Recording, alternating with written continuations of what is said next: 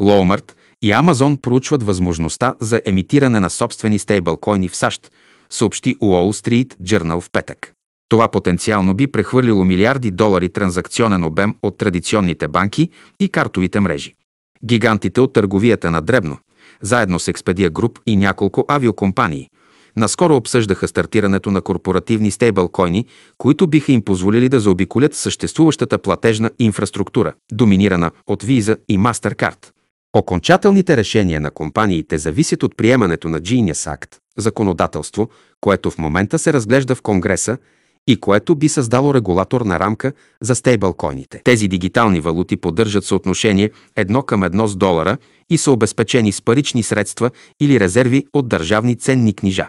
Те предлагат на търговците потенциала за по-бързо уреждане на плащанията и значително намалени такси за обработка в сравнение с традиционните картови транзакции, които могат да отнемат дни.